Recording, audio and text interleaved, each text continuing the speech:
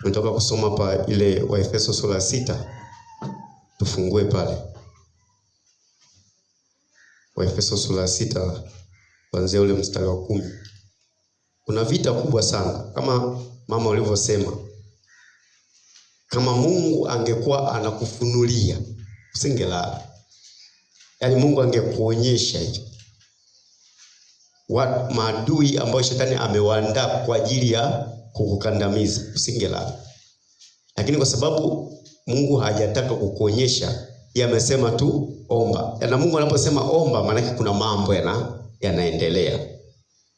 Hataki kukuonyesha, isije ukaingia uoga. Bwana Yesu asifiwe. Amen. Bwana asifiwe. Amen. Waefeso sura ya 6 kuanzia ule mstari wa 10. Nitasoma katika jina la Yesu. Anasema hatimaye mzidi kuwa hodari katika Bwana na katika uweza wa nguvu zake. Vaeni silaha zote za Mungu mpate kuweza kuzipinga hila za shetani. Kwa maana kushindana kwetu sisi si juu ya damu na nyama, bali ni juu ya falme na mamlaka, juu ya wakuu wa giza hili, juu ya majeshi ya pepo wabaya katika ulimwengu wa roho. Kwa maana kwa sababu hiyo twaeni silaha zote za Mungu mpate kuweza kuzishinda hila za kushindana siku ya uovu, na mkiisha kutimiza yote kusimama. Basi simameni hali mmejifunga kweli viunoni, na kuvaa dirii haki vifuani, na kufungiwa miguu utayari utupatao kwa ajili ya injili ya amani.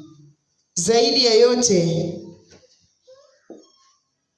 mkiitwaa ngao ya imani, ambayo kwa hiyo mtaweza kuizima mishale yote yenye moto ya yule mwovu. Tena ipokeeni chapeo ya wokovu na upanga wa Roho, ambao ni neno la Mungu. Kwa sala zote na maombi mkisali kila wakati katika Roho, mkikesha katika jambo hilo, na kudumu katika kuwaombea watakatifu wote. Amina. Bwana Yesu asifiwe. Umeona hapa jinsi Mungu alivyosema, hatimaye mzidi kuwa hodari katika Bwana na kwa uweza wa nguvu zake. Ziko nguvu za Mungu. Sisi tunapaswa kuwa hodari. Hodari ni mtu jasiri. Bwana Yesu asifiwe. Ujasiri. Hata kuamka tu ule usiku nao ni nini? Ni ujasiri. Sababu shetani anaweza akakushawishi urudi tena kulala. Bwana Yesu asifiwe. Na Mungu anasema uwe jasiri, uwe hodari katika Bwana. Yaani maisha yako uhesabu ya kwamba Bwana ndio kila kitu. Yesu ndio kila kitu. Kwa hiyo ninapoambiwa niwe hodari katika Bwana, maana yake ni kuwa karibu na Yesu. Ndio utaweza kupata ujasiri wa kwenda mbele na kushindana. Bwana Yesu asifiwe. Amen. Anaendelea pale mstari wa 11 anasema vaeni silaha zote za Mungu. Yaani kama kuna silaha yoyote ile ya Mungu, zote tufanye nini? Tuzivae. Na hizo silaha amezitaja hapo mbele, tutaenda kuziona. Bwana Yesu asifiwe. Bwana asifiwe. Kwa hiyo tunapotangaza, jamani, kuna maombi, tuombe. Sio kwa sababu ya mapenzi ya mchungaji, ni kwa sababu Mungu mwenyewe ameagiza. Kama watoto wake tunapaswa kufanya nini? Kuomba. Amen. Sehemu nyingine ametuambia fufuka wewe kutoka katika wafu, ewe usinziaye. Maana anaposema usinziaye, maana kuna watu ambao wanalala. Ili jambo la usingizi sio la kulichekea kabisa, kwa sababu hata Mungu mwenyewe anasema apendaye usingizi atakufa. Bwana Yesu asifiwe. Sasa kama unajua kabisa kumbe chanzo cha umaskini ni nini? Ni usingizi. Kwa nini na wewe unaendelea kukipenda? Bwana Yesu asifiwe. Amen. Wakati wetu uliobaki hapa duniani, afadhali tuutumie usiku kwa ajili ya connection na Mungu. Kwa sababu gani Mungu anataka watu wasilale usiku? Sio dhambi kulala, lakini usiku ni muda ambao umetulia. Mchana unaweza kasikia makelele mengi, matakataka mengi, lakini usiku pametulia. Ni wakati mzuri wa kuweza kusoma neno la Mungu, ni wakati mzuri wa kuweza kusikia sauti ya Mungu, ni wakati mzuri wa kuweza kusikia maongozo ya nani? Ya Mungu mwenyewe. Lakini pia yeye ametupatia sisi kazi. Na ukiangalia hapo mstari wa 13 anasema, kwa sababu hiyo twaini silaha zote za Mungu mpate kuweza kushindana siku ya uovu. Kumbe ipo siku ya nini? Ya uovu. Na aliye ndani yetu ni mkuu kuliko aliye katika dunia, lakini kushindana kupo pale pale. Bwana Yesu asifiwe. Bwana asifiwe. Sasa mashindano yetu sisi, ndo amesema pale, vita yetu sisi haiko katika damu na nyama, bali iko katika ulimwengu wa roho. Wakati unapoomba katika ulimwengu wa roho, shetani anapigika sawa sawa. Tena anapigika kweli kweli. Mama amesema hapa, alikuwa nasikia juzi sijui kama manazi na nini na nini. Sisi wenyewe hapa ni kama kawaida iko hapo. Usiku unaweza kalala unasikia huko Juma. Yaani unasikia hadi mishindo. Kuna juzi nimuuliza mke wangu, nani anafungua mlango huyo? Lakini hivyo toka unakuta haipigi huko, inapiga juu huko. Bwana Yesu asifiwe. Lakini sisi tunashinda na zaidi ya kushinda, kwa sababu tunaye yeye anayetutia nguvu. Sasa yeye anayetutia nguvu ametuagiza hapo, vaeni silaha. Mungu anaposema vaa silaha anamaanisha kwamba yupo yeye anayekuja. Amemtaja hapa mbele. Mstari wa 11 anasema vaeni silaha zote za Mungu mpate kuweza kuzipinga hila za shetani. Kumbe kazi ya silaha za Mungu ni kuweza kufanya nini? Kuzipinga hila za shetani. Hapa mbele anajaribu kutuonyesha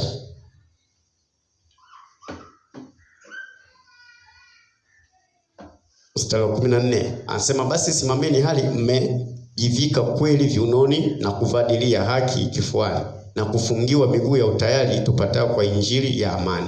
Zaidi ya yote mkitoa ngao ya imani, ambayo kwa hiyo mtaweza kuizima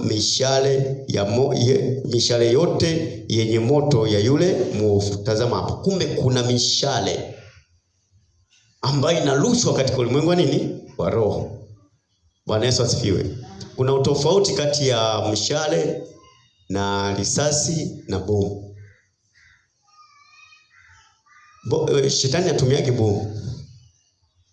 Shetani anatumiaga nini? Mshale. Kwa nini? Kwa sababu mshale ukilenga unaenda kumchoma mtu huyu. Bwana Yesu asifiwe. Bomu likirushwa wanalipuka watu wengi. Kwa hiyo shetani anapokuja kwako, anaporusha mshale, amesema tena mshale wenyewe una nini? Una moto. Kwa hiyo unapovaa silaha ya zote za Mungu, ule mshale unapokuja kwako hauwezi kukupata. Moja ya mshale nini? Magonjwa. Bwana Yesu asifiwe. Shetani akirusha magonjwa harushi kwa wote, anarusha kwa ndo mshale wa moto. Sasa anaposema vaa silaha ya Mungu, manake unaanza kujua kuhusiana na magonjwa Mungu amefanya nini. Kumbe Yesu alishapigwa ili mimi niwe mzima. Kwa kupigwa kwako Yesu mimi nimepona. Pale ndo unaanza sasa. Tayari si shetani amesharusha mshale, umefika kwako. Wewe unaanza kuchukua ile silaha sasa. Silaha ni kuchukua yale ambayo aliyafanya Yesu na kuweza kumshambulia nani? Shetani. Bwana Yesu asifiwe. Bwana asifiwe. Anapoleta magonjwa unaanza kumshukuru Yesu. Ingawa ameshaleta ule mshale umekuingia huko labda kwako. Unaanza kumshukuru nani?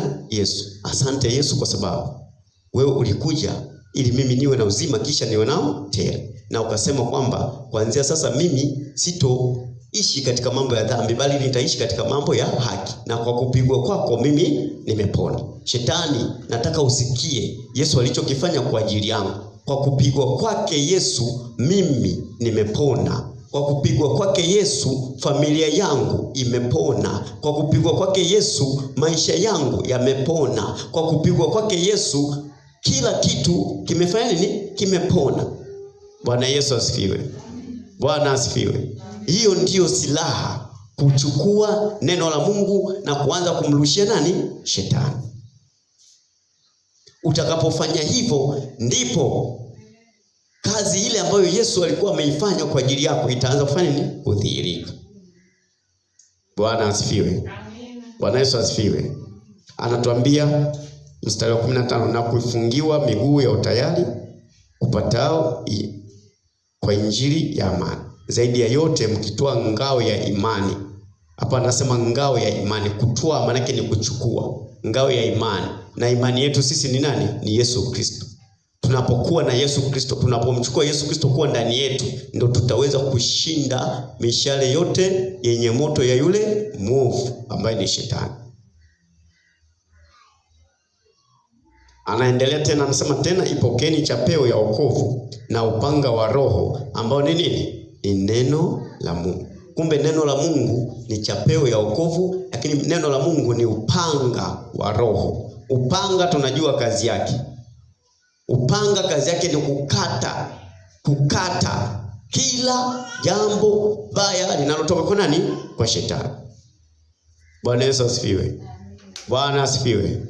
Hiyo ndio kazi ya upanga. Kwa hiyo anaposema tuchukue ngao ya imani, tumchukue Yesu tumweke ndani yetu. Yesu ndio atatupatia upanga ambao ni nini? Ni neno. Kwa hiyo hata shetani unapomwendea, ili uweze kumshinda lazima utumie nini? Neno. Ndio maana jana tukao tunaona kuhusiana na nini? Na neno. Tusome ile Yohana sura 6 mstari wa 63. Tuone neno la Mungu ni nini hapo.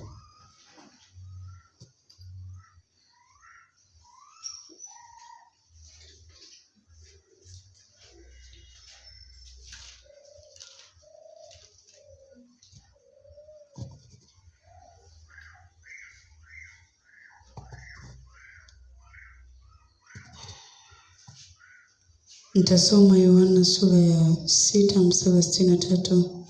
Nitasoma katika jina la Yesu. Nasema, Roho ndiyo itiayo uzima, mwili haufai kitu. Maneno haya ni kuambiayo ni roho tena ni uzima. Bwana Yesu asifiwe. Kumbe neno la Mungu ni nini? Ni roho. Alafu hiyo roho yenyewe imeambatana na nini? Na uzima. Kwa hiyo wewe ukitaka uzima kwenye eneo lolote lile, kimbilia kwenye nini? Kwenye neno. Bwana Yesu asifiwe. Amen.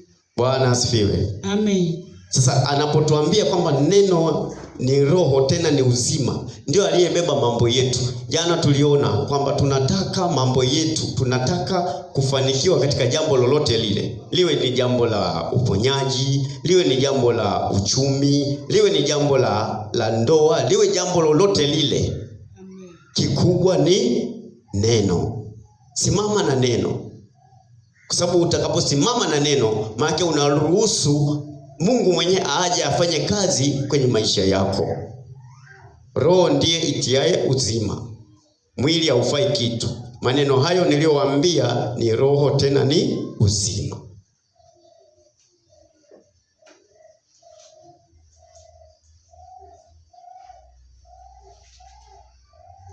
Bwana Yesu asifiwe. Amen. Sasa hapa amejaribu kutaja hizo silaha za Mungu ambazo sisi tunatakiwa tuzivae.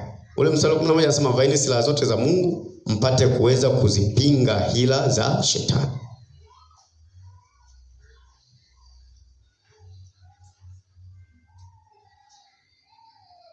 Bwana Yesu asifiwe. Silaha ya kwanza kabisa ambayo Mungu ametuagiza tuivae inapatikana kwenye ule mstari wa 14. Anasema basi simameni hali mmejifunga kweli viunoni.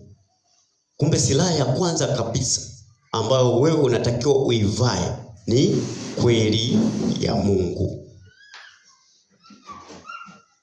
Amen. Kuvaa nini? Kweli. Unapokuwa na kweli ya Mungu ndani yako, shetani hata akija kukushawishi useme uongo, huwezi, kwa sababu wewe unaishi katika kweli.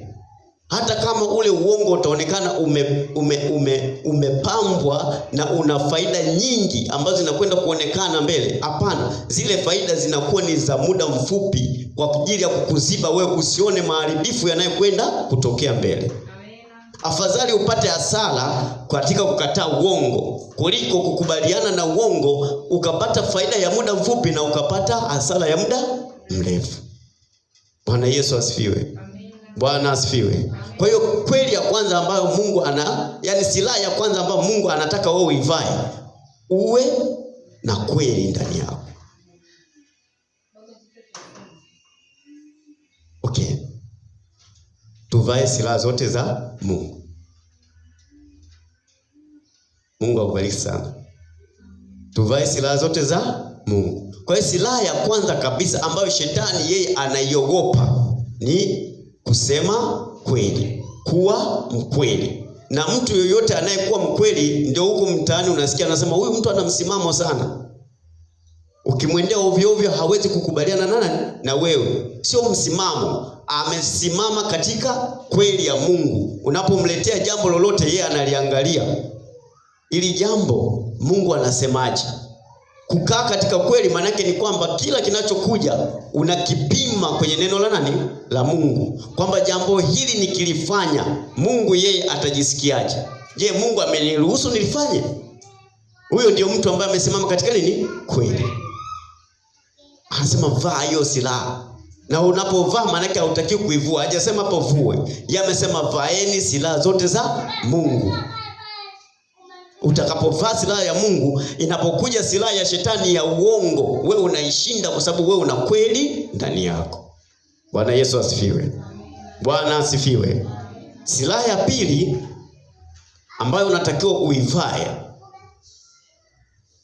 dirii ya haki kifuani. Dirii ya haki kifuani.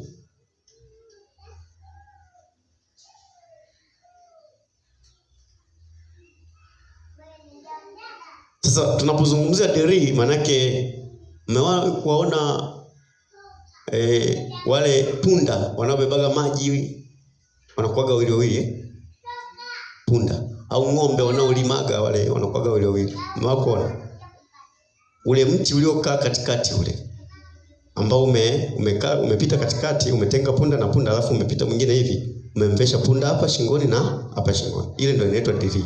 Dirii maana yake ni kwamba hakuna anayeenda mbele kumzidi mwenzie. Kwa hiyo wote wanakuwa kwenye mstari mmoja. Dirii ya haki maana yake ni kukaa kwenye mstari wa Mungu. Bwana Yesu asifiwe. Bwana asifiwe. Kukaa kwenye mstari wa Mungu. Yaani moja.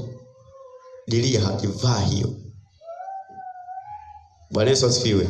Kwa hiyo unapokuwa mtu wa haki, maana hutokubali mtu mwingine aonewe kwa sababu yako wewe, au aonewe kwa sababu ya mtu mwingine. Maana wewe unakwenda kinyume na maonezi ya shetani. Utakapomwona mtu anaonewa na magonjwa, wewe kwa sababu umebeba dirii ya haki, utataka yule apate haki yake. Na haki yake ni nini? Ni uzima. Utasimama kupigana ili yule apate nini? Uzima. Bwana Yesu asifiwe. Hiyo ndio silaha ya pili ambayo Mungu anataka uivae. Silaha ya tatu ambayo Mungu anataka uivae, na amesema vaeni silaha zote. Kwa hiyo tunazitaja moja baada ya nyingine. Silaha ya tatu ambayo Mungu anataka wewe uivae kama mtoto wake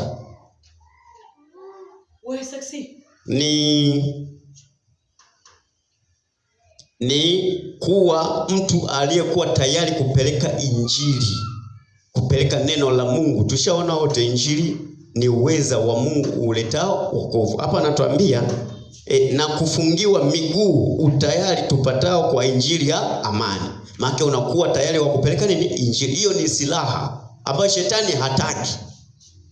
Shetani atakuhubiria usiende kupeleka injili ili watu wapate kuokolewa. Lakini wewe ukisimama na hiyo silaha, utakuwa ni mtu wa kwenda kupeleka injili ili watu wapate kufanya nini? Kuokolewa. Bwana Yesu asifiwe. Bwana asifiwe. Sasa umeona hizo silaha ambazo Mungu anakuambia uvae zina vita.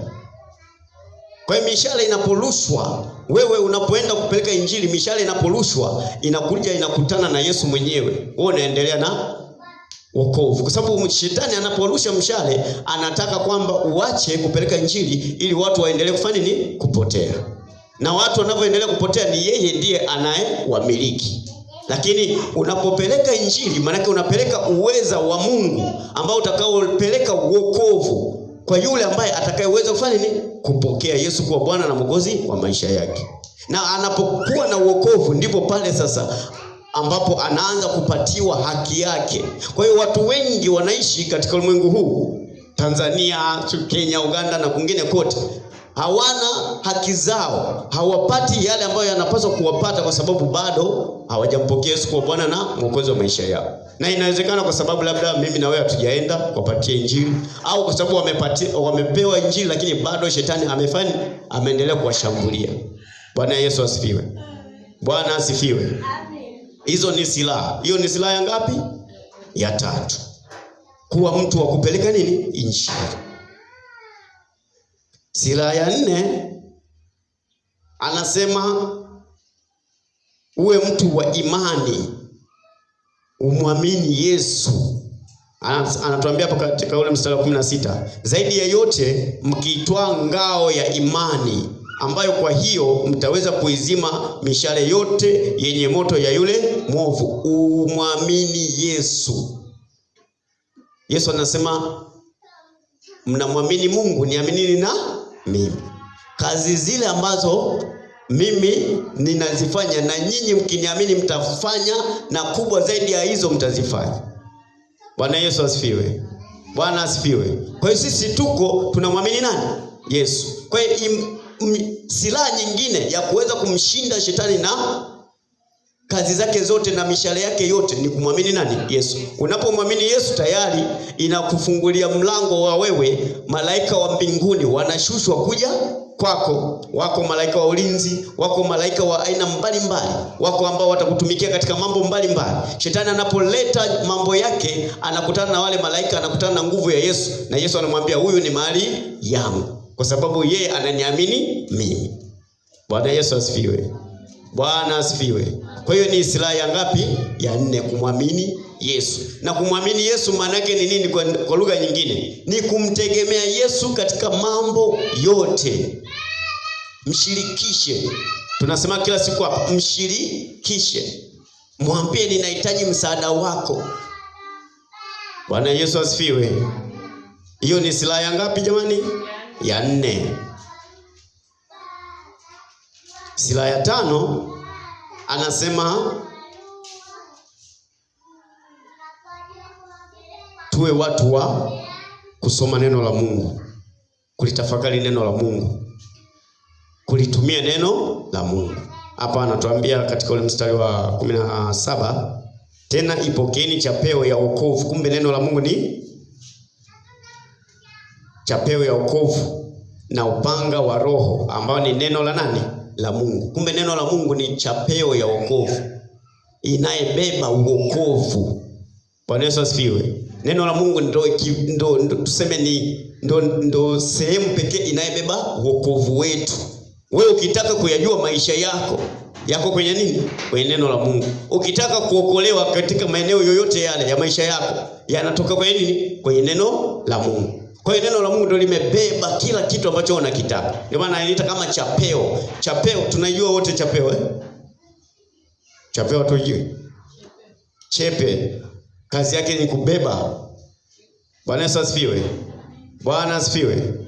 Kwa hiyo ile ndio neno la Mungu ndio inakubeba wewe katika mambo yako yote. Unataka mabadiliko yoyote kwenye maisha yako, yanawezekana. Na Mungu anasema yote yanawezekana kwake aaminie. Kwa hiyo unapochukua neno la Mungu, utakapoanza kulitumia, ndipo mambo yote ya Mungu yanaanza kudhihirika kwako. Mambo yetu yamejificha katika neno la Mungu. Kuwa mtu wa kupenda neno la Mungu, kuwa mtu wa kusoma neno la Mungu, kuwa mtu wa kutafakari neno la Mungu. Shetani anapokuletea mahubiri mbalimbali ya kukuhakikishia kwamba usisome sasa hivi neno la Mungu, fanya kwanza kazi hii, mwambie mimi ni mali ya Yesu. Lazima nijue baba yangu anataka mimi nifanye nini. Nataka nijue maongozo ya baba yangu sasa hivi. Bwana Yesu asifiwe. Bwana asifiwe. Hiyo ni silaha ya ngapi jamani? Ya 5.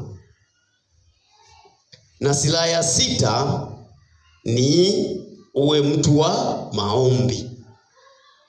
Uwe mtu wa nini? Maombi. Anatuambia hapa mstari wa 18, kwa sala zote na maombi mkisali kila wakati katika roho, mkikesha kwa jambo hilo na kudumu katika kuwaombea watakatifu wote. Huwezi kuwaombea watakatifu kama wewe sio mtu wa maombi. Kwa hiyo cha kwanza hapo ambacho yeye anataka kwamba uvae silaha ya maombi, uwe mtu wa maombi. Tulishaona kwamba maombi ni sawasawa na mto mkubwa ambao unatiririsha maji mengi. Wewe unapokuwa mtu wa maombi, maana yake ni sawasawa na mti uliopandwa kando ya ule mto. Majani yake na kila kitu hakitapukutika kwa wakati wake, na utazaa kwa wakati wake. Wewe unapokuwa mtu wa maombi, maana unaruhusu mambo yale yako ambao Mungu aliyaahidi wewe kuyapata yatimie kwenye maisha yako. Bwana Yesu asifiwe. Ndio maana anasema uwe mtu wa nini? Wa maombi. Shetani hataki mtu wa maombi. Shetani hataki mtu anayehudhuria kwenye nini? Kwenye maombi, kwa sababu anajua ukiwa mtu wa maombi, na tumeona kabisa maombi ni nini? Ni mazungumzo kati ya wewe na nani? Na Mungu. Ukiwa unazungumza na Mungu, Mungu atakufunulia mambo yako. Shetani hataki. Shetani anachotaka wewe usijue mambo yako, ila uyajue mambo mabaya ambayo yeye ameandaa kwa ajili yako. Ila usijue mambo mazuri ambayo Mungu ameandaa kwa ajili yako. Bwana Yesu asifiwe. Hiyo ni silaha nyingine. Na ni silaha ya ngapi hiyo? Ya 6. Kwa hiyo anapotuambia vaeni silaha zote za Mungu, anamaanisha hizo silaha ngapi? 6. Uwe mkweli, utamshinda shetani. Bwana Yesu asifiwe. Bwana asifiwe. Ukishakuwa mkweli utamshinda nani? Shetani. Na ukiwa mtu wa haki utamshinda shetani. Ukiwa mtu wa kupeleka injili utamshinda shetani. Ukiwa mtu wa imani, unamwamini Yesu, utamshinda nani? Shetani. Bwana Yesu asifiwe. Bwana asifiwe. Na yote ambayo ameyasema hapo, yote 6 hayo utakapoweza kuyashika na kuyatumia sawa sawa kwenye familia yako, utamshinda shetani. Na ukimshinda shetani, maana yake tayari Mungu anaanza kuleta mambo yako. Mnakumbuka Yesu pale jangwani, shetani akaenda akamjaribu mara ya kwanza. Yesu alimwambia nini? Alichukua neno. Shetani akamletea neno, Yesu akachukua neno, akamshinda. Shetani akamletea tena neno, Yesu akachukua neno, akamshinda. Shetani akamletea tena neno, Yesu akachukua neno, akamshinda. Alipomshinda, shetani akafanya nini? Akaondoka. Shetani alipoondoka, ndo malaika wakaja kumhudumia Yesu baada ya kushinda. Wewe malaika watakuja kukuhudumia baada ya kumshinda nani? Shetani. Bwana Yesu asifiwe. Yale yote aliyoyafanya Yesu pale yalikuwa ni mfano wa maisha yetu ya leo hii sisi. Kwamba ili uweze kuhudumiwa na malaika kutoka juu mbinguni, lazima umshinde kwanza nani? Shetani. Malaika ni watakatifu. Wao wanajua, tena wao adhabu yao ni mbaya sana. Yeye akikosea mara moja tu hakuna msamaha kwa Mungu, anashushwa kwa nani? Kwa shetani. Wewe ukikosea umepewa neema, unaweza kwenda kufanya kutubu. Malaika hana nafasi ya kufanya ya kutubu. Ndio maana anakuwa makini mno. Hawezi kuja kumhudumia mtu ambaye yuko pamoja na nani? Na shetani. Malaika hanaga hiyo kazi. Yatakuja mapepo. Sasa mapepo yakija kukuhudumia kwa sababu yanatoka kwa shetani, yanakuja kukuharibu. Bwana Yesu asifiwe. Bwana asifiwe. Ukihudumiwa na mapepo, jitayarishe kuwa mtu wa magonjwa, kuwa mtu wa dhiki, kuwa mtu wa tabu, kuwa mtu wa kuonewa, kwa sababu ndio ufalme wao na waruhusu hivyo. Lakini wakati utakapomshinda shetani, ndio malaika watatoka mbinguni kuja kufanya nini? Kukuhudumia. Bwana Yesu asifiwe. Vaeni silaha zote za Mungu mpate kuweza kuzipinga hila za shetani. Vaeni silaha zote za Mungu, hizo silaha 6, mpate kuweza kuzipinga hila za nani? Za shetani. Zipo hila nyingi za shetani. Bwana Yesu asifiwe. Amen. Kwa hiyo maombi ya usiku tutaendelea. Kama tulivyosema, leo tutarudi nyuma tena kidogo saa 8 na kuendelea mbele. Wale watu ambao ulikabidhiwa kuwaombea, leo utaendelea kuwaombea. Bwana Yesu asifiwe. Bwana asifiwe. Na utaendelea kuombea zaidi na zaidi. Yaani wewe waombee. Usiombe kitu cha kwako. Wewe waombee wao. Yaani kama wewe kuna kitu ulitaka Mungu akufanyie, kihamishie kwao, waombee wao wafanikiwe katika hiko kitu. Bwana Yesu asifiwe. Yaani wewe kama kuna jambo unaona kabisa kwamba mimi nilikuwa namwamini Mungu anipatie kitu fulani, sasa hamishia Mungu, naomba hiki kitu kisiwe kwangu, kiwe kwa huyu, kifanikiwe kwa huyu. Fanikisha kwenye familia hii. Bwana Yesu asifiwe. Bwana asifiwe. Hayo ndio tutakayokwenda kuyafanya na tutayafanya na zaidi ya kuyafanya. Tuombe. Baba yetu na Mungu wetu wa mbinguni, Baba mtakatifu, katika jina la Yesu tunakushukuru kwa neema na upendo wako juu ya jioni ya leo. Asante Bwana kwa ajili ya siku nyingine tena, siku ya pili ya maombi. Baba tunakushukuru kwa sababu wewe uko pamoja nasi muda wote na wakati wote. Tunalitukuza jina lako takatifu. Tunasema asante kwa sababu ya neema ambayo umenipatia siku ya leo ya kuweza kuvaa silaha zote. Bwana, tumetazama hapa ziko silaha 6. Bwana, nasi tunaomba tujalie neema yako. Kama ulivyosema, yoyote atakayesikia neno lako na kulitendea kazi utamfananisha na mtu mwenye akili. Bwana, tunaomba katikati yetu tukawe watu wa namna hiyo ambao Bwana tutakwenda kulitendea kazi yako, kulitendea kazi neno lako ambalo umetuambia mahali hapa. Kwa mamlaka ya jina la Yesu ninambariki kila mmoja aliyopo mahali hapa. Bwana, na ulinzi wako kutoka juu mbinguni uko mahali hapa unatamalaki maishani mwake. Katika jina la Yesu Baba tumeomba kushukuru. Amen. Mungu awabariki sana.